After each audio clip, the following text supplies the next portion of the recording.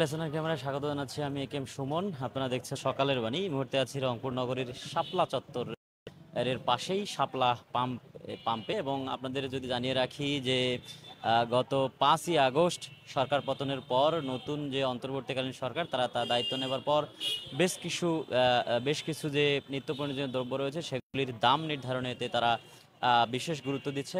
এরই অংশ হিসেবে আজ শনিবার কিন্তু বেলা 11:15টার দিকে আহ, বিদ্যুৎ খনিজ ও জ্বালানি বিষয়ক যে উপদেষ্টা রয়েছেন ফাউজুল কবির, তিনি সাংবাদিকদের সঙ্গে আলাপকালে একটি বিষয় নিশ্চিত করেছেন যে যে জ্বালানি তেল যে রয়েছে পেট্রোল, অকটেন এবং ডিজেল, এই তিনটি দাম কিন্তু কমানো হয়েছে এবং এর যে নির্দেশিকা সেটি কিন্তু ইতিমধ্যেই পৌঁছে দেওয়া হয়েছে সবার কাছেই। যদি আমার কাছে যে তথ্য রয়েছে সেটি একটু যদি আপনাদের জানাই যে প্রতি লিটারে ডিজেলের দাম 1 টাকা 25 পয়সা এবং পেট্রোল ও অকটেনের দাম 6 টাকা কমানো হয়েছে।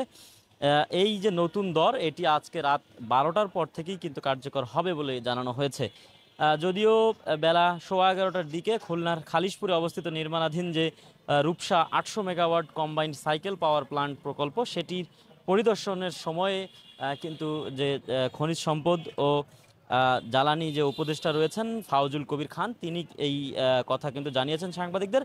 এবং উপদেষ্টা যেটি জানিয়েছেন যে ডিজেলের দাম 6 টাকা 75 পয়সা থেকে 1 টাকা 25 পয়সা কমিয়ে নতুন দর যে সেটি নির্ধারণ করা হয়েছে 1 টাকা 25 পয়সা এবং অকটেনের দাম 131 টাকা থেকে 6 টাকা কমিয়ে 125 টাকা, আর পেট্রোলের দাম 127 টাকা থেকে 6 টাকা কমিয়ে 121 টাকা নির্ধারণ করা হয়েছে।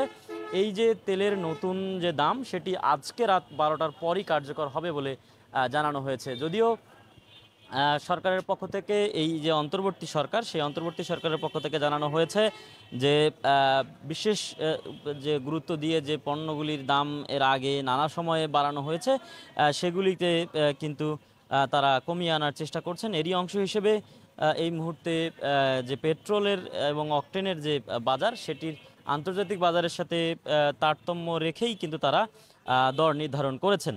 এবং আপনারা দেখছেন যে এই মুহূর্তে আমি যে পাম্পটিতে রয়েছে এখানে কিন্তু মানুষজন আসছেন এবং তেল সংগ্রহ করছেন। এখন পর্যন্ত আসলে যেহেতু এটির ব্যাপক প্রচারণা হয়নি, যার কারণে অনেকের মধ্যেই হয়তো বিভিন্ন ধরনের গুজব বা অনেক ধরনের এটি সমাধান নেয়ার ক্ষেত্রে নানা ধরনের প্রতিবন্ধকতা থাকতে পারে, সেগুলি কাটিয়েই মূলত আসলে রাত 12টা 1 মিনিটেই থেকেই আসলে নতুন যে দর সেটি নির্ধারণ করে পাম্পের যে অটোমেটিক মেশিন রয়েছে সেটিতে হয়তো দর নির্ধারণ করা হবে বলে পাম্প কর্তৃপক্ষগুলির পক্ষ থেকে জানানো হয়েছে। আমরা বেশ কয়েকটি রংপুর নগরীর যে পাম্পগুলি রয়েছে সেগুলিতে সকাল থেকেই ঘুরে দেখেছি যে ইতোমধ্যেই কিন্তু প্রত্যেকটি পাম্পে পাম্পে এই যে সরকারি যে প্রজ্ঞাপন সেটি কিন্তু পৌঁছে দেওয়া হচ্ছে এবং এটি যে রাত 12টা থেকেই কার্যকর করা হবে সে বিষয়ে কিন্তু প্রত্যেকটি পাম্প কর্তৃপক্ষ তাদের যে প্রয়োজনীয় ব্যবস্থা সেটিও কিন্তু নিতে শুরু করেছেন। তবে এই যে জ্বালানি তেলের দাম এর আগে কিন্তু এক লাফে বেড়ে একেবারে কিন্তু 125 টাকা হয়েছিল, এরপর আবারও বেড়ে সেটি 31 টাকা বা 30 টাকা কিন্তু ছুঁই করা হয়েছে এবং এরপরে 2 ধাপে কমিয়ে সেটিকে 25 টাকাতে নামিয়ে নিয়ে আসা হয় পেট্রোলের দাম।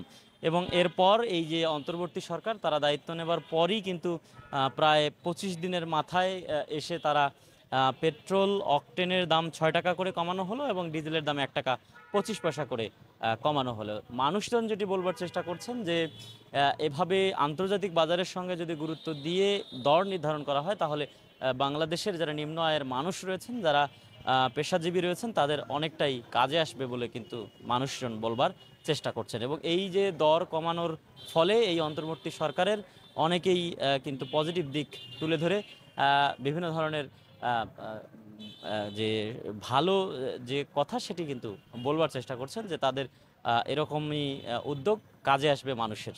সে খবর দিচ্ছিলাম। শাকিল হাসানের ক্যামেরায় আমি একেম সুমন। আপনারা দেখছেন সকালের বাণী।